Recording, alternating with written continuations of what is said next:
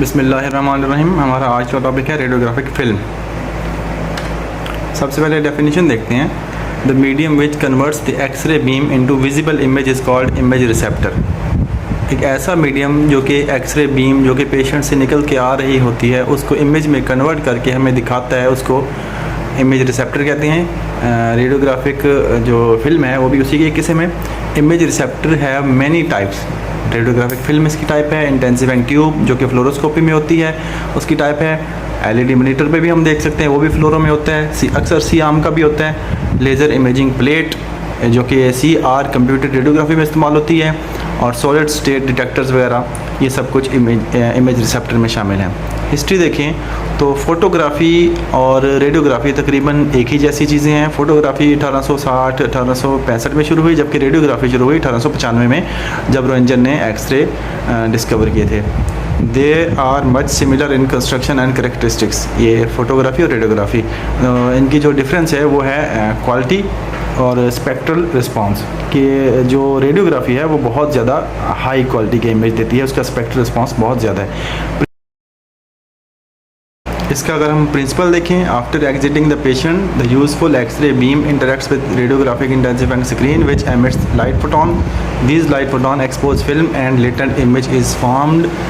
यानी कि जो एक्सरे ट्यूब से जो एक्सरेज निकलती हैं पेशेंट को एक्सपोज करती हैं, कुछ अब्जॉर्ब हो जाती हैं और कुछ पेशेंट में से निकल के आती हैं, उसको यूज़फुल बीम कहते हैं। वो जाके एक्सरे कैसेट के अंदर मौजूद इंटेंसिफाइंग स्क्रीन के ऊपर एक्सपोज करती हैं उसको। तो इस तरह एक लेटेंट इमेज फॉर्म होता है। लेटेंट इमेज जो कि इमेज तो होता है लेकिन वो हमारी आंख से देखा नहीं जा सकता। इसकी डिटेल आगे मैं बताता हूँ। ये उसकी कुछ टाइप्स हैं फ्लोरोस्कोपी इमेजिंग की। ये एक्सरे ट्यूब और ये इसका इमेज रिसेप्टर है। इसमें एक्सरे ट्यूब टेबल के नीचे है और इमेज रिसेप्टर ऊपर है। इंटेंसिफाइंग ट्यूब है यहाँ पे इस्तेमाल हो रही है। ये इंटेंसिफाइंग ट्यूब है सिंपली। ये डिफरेंट टाइप की कैसेट्स हैं। ये सॉलिड स्टेट डिटेक्टर्स हैं। रेडियोग्राफिक फिल्म कंस्ट्रक्शन तो इसके बेसिकली दो पार्ट्स हैं, एक बेस है और एक एमल्शन है। बेस जो है वो काफ़ी मोटी है, यानी कि जिस चीज़ की फिल्म बनी हुई है, यानी कि पॉलिस्टर की बनी होती है आजकल। और एमल्शन जो उसके ऊपर लेप किया हुआ होता है, लगाया हुआ होता है, जो कि लेटेंट इमेज बनाता है। ये एक्सरे फिल्म का हार्ट कहलाता है। Between emulsion and base is a thin layer made up of gelatin and polyester mixture called adhesive layer, जो इनको आपस में जोड़ के रखती है। Adhesive layer it provides uniform adhesion of base to emulsion and maintain proper contact and integrity of film during processing.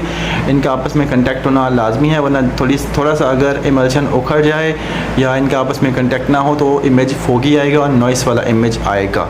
तो इसका बेसिक पार्ट ये है कि एक तो एडहेसिव लेयर का इन दोनों को आपस में कंटेक्ट रखना और एमल्शन को स्ट्रॉन्ग रखना, एमल्शन को उखड़ने ना देना। Emulsion is covered by a protective layer of gelatin called overcoat. 1 micrometer thick होता है ओवरकोट, जो उसको एमल्शन को उखड़ने से रोकता है। यानी कि अगर एमल्शन को हाथ भी लगाएंगे तो वो उतर आएगा, तो इसलिए उसके ऊपर प्रोटेक्टिव कोट लगाते हैं। अगर गीला हाथ लगाएंगे एक्सरे के ऊपर, फिल्म के ऊपर, खाली फिल्म के ऊपर, तो एमल्शन उखड़ आएगा। तो इस वजह से ओवरकोट यूज़ करते हैं, which protects film from scratches, pressure and contamination during handling, processing, storage and keeps integrity during rough handling. Rough handling मतलब जब हम फिल्म को उसमें रैपर में से निकालते हैं, फिल्म्स काफ़ी ज़्यादा होती हैं, 100 फिल्मों की अक्सर आती हैं या आजकल 150 की आ रही हैं, तो ऊपर वाली जो 2 फिल्में होती हैं उनके ऊपर काफ़ी रफ हैंडलिंग होती है। उनको स्टोरेज बिन के अंदर रखते हैं, उसके अंदर से निकालते हैं या कभी कभी डायरेक्ट प्रिंटर के अंदर भी डालते हैं, तो स्क्रैचेस वगैरह आ सकते हैं। तो ये ओवरकोट उसको बचाता है। ये फिल्म की कंस्ट्रक्शन दिखाई गई है सिंपल। ऊपर ओवरकोट है, तकरीबन 1 माइक्रोमीटर थिक है। बेस है 150 to 30 माइक्रोमीटर और जो एमल्शन है वो 3 to 5 माइक्रोमीटर थिक होता है। एक्सरे फिल्म की या रेडियोग्राफिक फिल्म की जो फाउंडेशन है वो है बेस, जिसकी एक्सरे फिल्म बनी हुई है। It is called foundation of film and made up of polyester.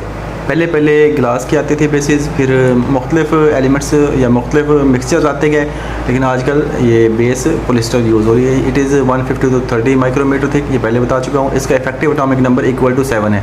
Effective atomic number इसलिए क्योंकि ये एलिमेंट नहीं है। एलिमेंट का एटॉमिक नंबर होता है, मिक्सचर का एटॉमिक नंबर नहीं होता। जिस तरह बोन एक एलिमेंट नहीं है, उसका इफेक्टिव एटॉमिक नंबर 13.8 है। वो पिछले लेक्चर में बता चुका हूँ। It is a rigid structure on to which emulsion is coated, इसके ऊपर एमल्शन लगा होता है, रिजिड है ये। It is semi rigid and Lucent.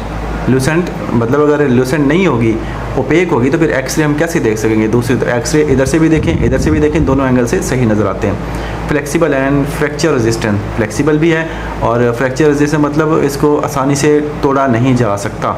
And easy handling but strong enough to be snap in view box. View box मतलब जो हम इमेज लगा के देखते हैं, जिसमें एक्सरे लगा के चेक करते हैं। Polyester makes strong enough to maintain size and shape during use, so it does not contribute to distortion, ये डिस्टोर्ट नहीं होने देता। पोलिस्टर काफ़ी मजबूत है। This property is called dimensional stability. It is blue और green in colour. Blue base आजकल आम कैसेट्स हैं जो कि कन्वेंशनल में यूज़ हो रही हैं, सीटी में यूज़ हो रही हैं, एमआरआई में यूज़ हो रही हैं। ग्रीन बेस जो हैं वो अक्सर मेमोग्राफी में यूज़ होता है। This colour helps in reduce eye strain and fatigue while reporting. जब रेडियोलॉजिस्ट रिपोर्टिंग कर रहा होता है तो अगर वाइट होगी, ये कलर नहीं होगा तो उसकी आंख में थोड़ा मसला होगा या उसको देखने में मज़ा नहीं आएगा, रिपोर्टिंग करने में जल्दी थक जाएगा, तो इसलिए ये कलर डालते हैं। वरना इस कलर का इतना कोई ख़ास फ़ायदा या कोई और इतनी ख़ास इंपॉर्टेंस नहीं है। इसका मकसद ये है कि रेडियोलॉजिस्ट थके ना। Original base was a glass plate called X ray plate. 1920-30 की बात है, लेकिन वर्ल्ड वार 1 जो 1914 में जो हुई थी तो ग्लास शॉर्ट हो गया था, जबकि उसकी नीड बहुत ज़्यादा थी क्योंकि वर्ल्ड वार के दौरान फौजी थे, मतलब एक्सट्रीमिटी के जो एग्ज़ाम्स आ रहे थे, एक्सरे वगैरह, तो ग्लास शॉर्ट हो गया था। तो उन्होंने एक नया मटेरियल बनाया, सेलुलोज नाइट्रेट, बहुत अच्छा था, लेकिन उसका एक मसला ये था कि वो फ्लेमेबल था, उसको आग लग जाती थी। तो 1920-30 में काफ़ी ज़्यादा हॉस्पिटल में उसकी वजह से आग लगी। तो फिर उन्होंने सेलुलोज एसीटेट एक एलिमेंट था, उसको एलिमेंट नहीं था, मटेरियल मिक्सचर था, उसको इंट्रोड्यूस करवाया। तो सेम टू सेम उसकी प्रॉपर्टी सेलुलोज नाइट्रेट की जैसी थी, लेकिन उसमें एक अच्छी बात ये थी कि वो फ्लेमेबल नहीं था, उसको आग नहीं लगती थी। वो 175 माइक्रोमीटर थिक था। Finally polyester was introduced in 1960 and being used since then. तब से पोलिस्टर ही यूज़ हो रहा है क्योंकि ये बहुत अच्छा है, तो इस वजह से ये स्टैंडर्ड बन गया। ये become standard. It was strong and warping resistance and durable है, काफ़ी ज़्यादा है, मजबूत भी है। ये बेस दिखाई गई है सिंगल, ये मेमोग्राफी फिल्म है, इसलिए इसकी बेस 180 माइक्रोमीटर दिखाई गई है, वरना 150 से 300 माइक्रोमीटर तक होती है। अगला है emulsion. Heart of the film है, अप टू 10 माइक्रोमीटर थिक होता है, ये सबसे इम्पोर्टेंट है। ये light coming from radiographic intensifying screen interact and expose the emulsion and transfer information. Intensifying screen पे एक्सरे आके अटैच होते हैं, यूजफुल बीम जो होती है वहाँ से लाइट फोटोन निकलते हैं जो कि एमल्शन को जाके हिट करते हैं या एमल्शन को एक्सपोज करते हैं, तो वहाँ तो फिर लेटेंट इमेज बनता है। इसके दो पार्ट्स हैं, जेलेटिन और सिल्वर हैलाइड क्रिस्टल। जेलेटिन का इफेक्टिव एटॉमिक नंबर तकरीबन 7 ही है पोलिस्टर की तरह, जबकि सिल्वर हैलाइड का काफ़ी ज़्यादा है। वो आगे दिया हुआ है कि जिस तरह सिल्वर का 47 है, ब्रोमियम का 35 है और ब्रोमीन का 35 है और आयोडीन का 53 है। Gelatin is 3 to 5 micrometer thick homogeneous material. Homogeneous भी है, पोरस भी है, मतलब इसमें सुराख होते हैं ताकि जब हम फिल्म प्रोसेस करते हैं तो डेवलपर और प्रोसेसर इसमें से आराम से पास हो जाएं। It is clear porous to allow processing chemical to penetrate and made latent image. It's function is to mechanically support AgX crystal. AgX मतलब सिल्वर हैलाइड क्रिस्टल्स को मैकेनिकली सपोर्ट करना, उनको अपनी जगह पर रखना, एमल्शन को अपनी जगह पर रखना। AgX active ingredients is mainly 98% AgBr silver bromide होता है, जबकि 2% AgI सिल्वर आयोडाइड भी होता है, लेकिन ज़्यादातर सिल्वर ब्रोमाइड ही होता है। The atomic number of these material are, ये मैंने पहले बता दिया, Ag का 47 है, ब्रोमीन का 35 है एंड आयोडीन का 53 है। AgX are in many shapes, बहुत सारी शेप्स में होते हैं। टेबुलर जो कि आज सबसे ज़्यादा कॉमन है आजकल, क्यूबिक शेप में भी होते हैं, ऑक्टाहेड्रल, पॉलीहेड्रल और irregular shape, but tabular shape is most common, आजकल यही इस्तेमाल होते हैं। Tabular shape is flat and 0.1 micrometer thick with triangular, hexagonal और हाई ऑर्डर पॉलीगोनल शेप्स। अब इसकी मज़ीद आगे 3 तरह की शेप्स दी हुई हैं, किसी भी शेप्स में हो सकते हैं। Arrangement of atom in tabular format is cubic, ये मैं आगे आपको दिखाता हूँ इमेजेस का। It is made by dissolving metallic silver to HNO3। Nitric acid में सिल्वर को जब मिलाते हैं तो AgNO3 बनता है, silver nitrate. AgBr is made by mixing AgNO3 with KBr। तो AgNO3 से AgBr और KNO3 होता है। AgBr जो है वो प्रेसिपिटेट होकर नीचे बैठ जाता है, तो उसको अलग कर लिया जाता है। precipitated in the process of gelatin proper temperature, pressure and rate at which ingredients are mixed। ये बहुत ज़्यादा इंपॉर्टेंस रखते हैं। Some contamination like silver sulfide is present in it called sensitivity center।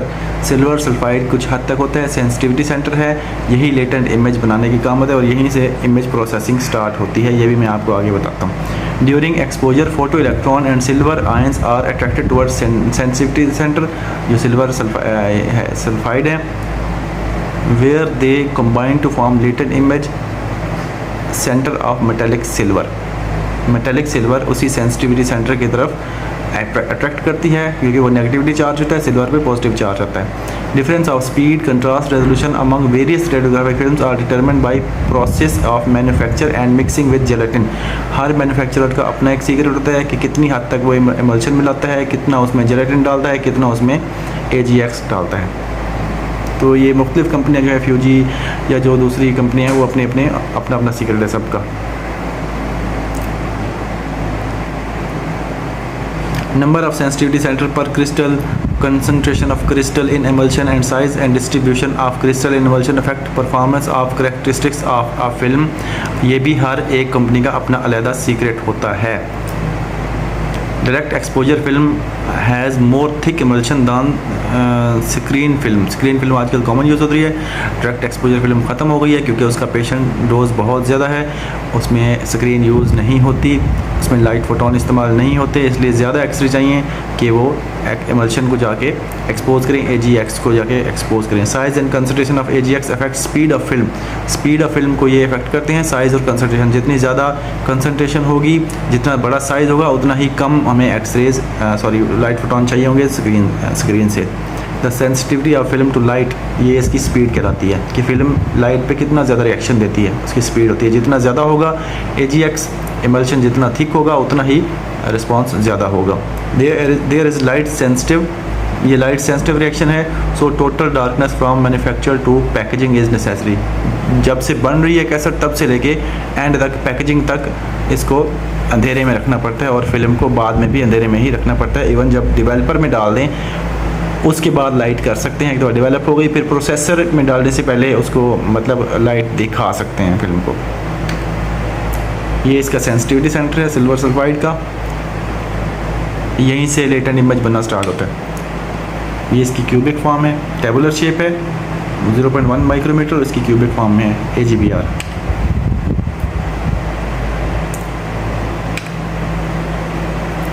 Handling and storage कि x ray film को handle कैसे किया जाता है, रखा कैसे जाता है। Kept with cleanliness and cool dry place, साफ़ हाथों से डेरिसफाई करनी चाहिए।